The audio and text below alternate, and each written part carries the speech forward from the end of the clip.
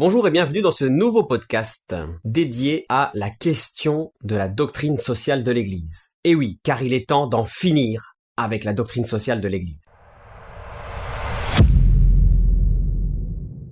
L'avènement de la doctrine sociale de l'Église, appelée aussi dans le jargon la DSE, est en général associée à la parution dans l'encyclique Rerum Novarum de Léon XIII en 1891. Mais la dénomination entendue dans son sens actuel se trouve sous la plume de Pie XI dans l'encyclique Quadragesimo Anno de 1931. En 2004, elle a fait l'objet d'une synthèse systématique et exhaustive sous la forme d'un certain compendium de la doctrine sociale de l'Église à l'initiative du Conseil pontifical Justice et Paix. La DSE, donc, est un cursus d'une ampleur impressionnante et dont la qualité mérite sûrement de retenir l'attention. Ce serait une malhonnêteté intellectuelle de ne pas reconnaître à la DSE l'importance spéculative d'un tel corpus. Or, un problème de premier ordre se pose immédiatement à l'observateur attentif et scientifique des débats politiques qui animent la famille de pensée catholique. Clercs et laïcs semblent unanimes pour tenir deux propositions à l'adresse de la doctrine sociale de l'Église. Premièrement, que tous les problèmes politiques importants y sont traités, elle serait exhaustive. Deuxièmement, cette doctrine serait obligatoire. Il s'agirait donc ici d'un argument d'autorité. Observons que ces deux caractéristiques sont étroitement liées. En effet, quel serait l'intérêt d'un cursus obligatoire s'il ne traitait l'ensemble des problèmes politiques? Autrement dit, à quel titre et comment la doctrine sociale de l'Église ferait-elle la distinction entre les éléments de science politique simplement importants, mais réputés facultatifs, et ceux qui seraient à la fois importants et obligatoires? Voyons si tous les problèmes importants sont réellement et effectivement traités dans la DSE. Pierre Martin, dans son ouvrage Patrie, Nation, État, un ouvrage plus que douteux, cite Pie XII, écrivant que les points principaux sont contenus dans les encycliques et les allocutions et les lettres pontificales. Et Pierre Martin conclut en note, d'autres points secondaires se trouvent dans les écrits des docteurs de l'Église tels saint Thomas d'Aquin.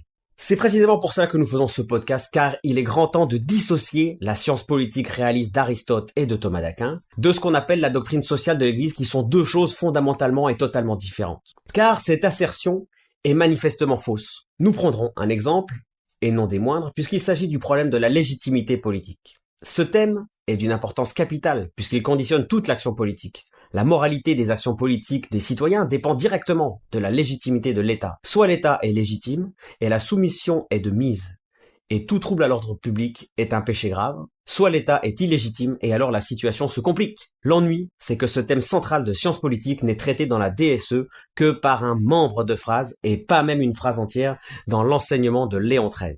Nous proposons la question aux champions de la DSE. Durant tout le XXe siècle et ses millions de morts, la doctrine sociale de l'Église peut-elle prétendre à l'exhaustivité alors qu'elle s'est révélée incapable de proposer aux citoyens catholiques un enseignement sur la légitimité du pouvoir politique? Une telle carence dans un tel enseignement est manifestement une preuve d'insuffisance. La doctrine sociale serait-elle donc une doctrine obligatoire? Le pape Pie XII n'hésite pas à affirmer lors de l'allocution aux membres du Congrès de l'Action catholique italienne du 29 avril 1945, avant l'armistice, la doctrine sociale de l'Église est obligatoire. Étonnant de ne pas avoir stipulé la chose avant 45, n'est-ce pas? Nous proposons maintenant une discussion plus serrée du problème. Premièrement, il semble que la DSE soit un corpus, une science entre guillemets, à géométrie variable. Très souvent, dès qu'un partisan de la doctrine sociale de l'Église expose un sujet politique quelconque, il s'empresse de modifier subrepticement sa propre définition de la DSE. En effet, sans être grand clair, on constate facilement ceci. Premièrement, l'auteur va embaucher à son service de nombreux experts qui ne sont pas les papes de la doctrine sociale de l'Église, comme par exemple saint Thomas d'Aquin, saint Augustin, saint Paul même, Jean Madiran, Monseigneur Pie, etc. Qui sais-je. Deuxièmement, l'auteur fait un tri dans le cursus de la DSE, car certaines encycliques ne lui plaisent guère. Pourtant, la DSE est censée être obligatoire dans sa totalité, non? Soit en passant sous silence l'enseignement de plusieurs papes, dont puis Léon XIII, et leur ralliement, notamment, ou chez Paul VI, ou chez Jean-Paul II, ou même chez les papes récents. Soit en ramenant de sa propre initiative l'enseignement ponctuel de tel ou tel pontife, dont on doit reconnaître qu'il est parfois quelque peu surprenant, et ce qu'il estime devoir être la vérité pratique. Qu'on se le dise, les partisans de la DSE ont manifestement un problème de cohérence interne. Nous ne sommes pas chargés de leur apporter la solution d'un problème dont ils sont eux-mêmes la cause, mais simplement de faire remarquer que lorsqu'une théorie conduit à quelque inconséquence, il faut tenir que certaines prémices sont fausses. Par ailleurs, le problème est bien plus vaste que la simple alternative entre le fait que la DSE soit à la fois exhaustive et obligatoire, ou tranchée en disant qu'il est inutile désormais de lire Léon XIII.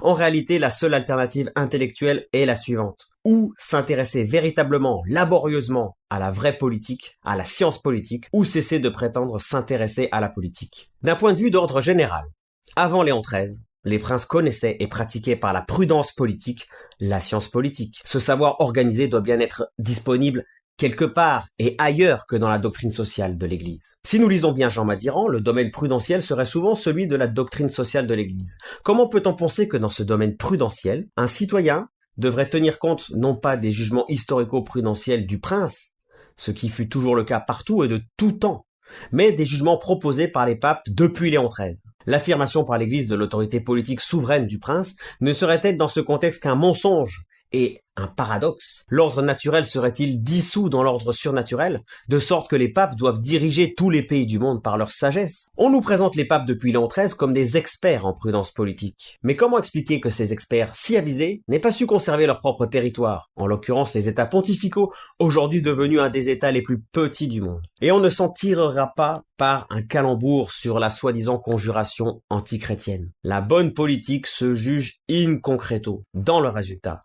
Par suite, l'existence d'ennemis en politique n'a pas valeur d'excuse. Bien plus, si, comme l'explique Jean Madiran, l'essentiel de la doctrine sociale de l'Église porte sur des jugements historico-prudentiels, comment la doctrine sociale de l'Église pourrait-elle avoir la qualification de science? Car une science, justement, doit apporter à ceux qui la connaissent des jugements permanents et universels, et non historico-prudentiels. Selon Thomas d'Aquin, la cité est un tout d'ordre, et pour ce motif, il existe obligatoirement la science correspondante, comme il nous l'apprend dans le proème du commentaire de la politique d'Aristote. La doctrine sociale de l'Église ne traite pas de ce qui fait l'objet pour l'essentiel de la science politique de Thomas d'Aquin, dans ses commentaires sur la politique et sur l'éthique d'Aristote, pour ne citer que ces deux ouvrages, ni des grands débats qui opposent Thomas d'Aquin à Suarez par exemple. Comment l'expliquer? Comment expliquer le silence de l'Église sur le fait de n'avoir pas diffusé largement les bons auteurs, vrais disciples de Thomas d'Aquin, Charles de Coninck, Mainvielle, Lachance, Descoq, etc.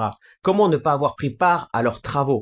En effet, le personnalisme de Jacques Maritain, une erreur pratique singulièrement pernicieuse, a pu s'étendre au monde entier durant le règne de Pie XII. Aucune mise en garde ne fut adressée aux autorités politiques, ni aux citoyens, ni aux fidèles catholiques. Aucune mise en garde n'a été faite par la doctrine sociale de l'Église. Les thomistes américains ont lutté seuls contre cette terreur politique et de façon bien trop anonyme. Comment expliquer cette carence? La doctrine sociale de l'Église, dans sa partie théologie morale, pose également quelques difficultés.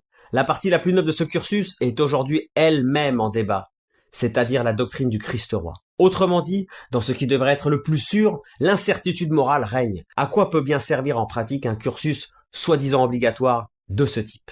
Il est temps maintenant d'étudier l'autorité de la doctrine sociale de l'Église. La doctrine sociale de l'Église relève du magistère pontifical ordinaire, réputé faillible dans la foi catholique. Dans ce contexte, comment peut-on soutenir l'inhérence habituelle de la DSE?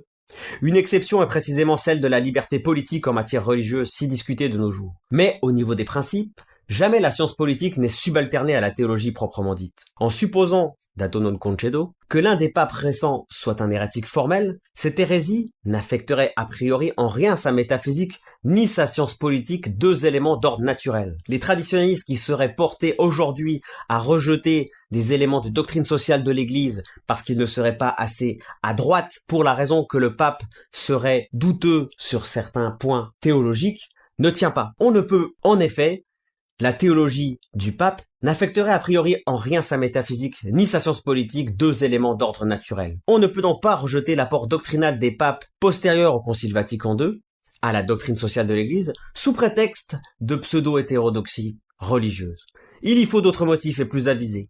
La position de certains traditionalistes partisans de la doctrine sociale de l'Église face à l'enseignement de la doctrine sociale sous les pontificats de Paul VI jusqu'à François et même aujourd'hui Léon XIV, est donc singulièrement incohérent. Donnons encore quelques notes d'incohérence autour de la DSE. La théologie politique, c'est-à-dire la doctrine du Christ roi des nations, est scriptuaire, c'est-à-dire qu'elle se trouve dans les Saintes Écritures. C'est donc une erreur de mettre cette doctrine révélée à la remorque de l'encyclique Quas Primas, dont rien ne dit qu'elle soit inhérente.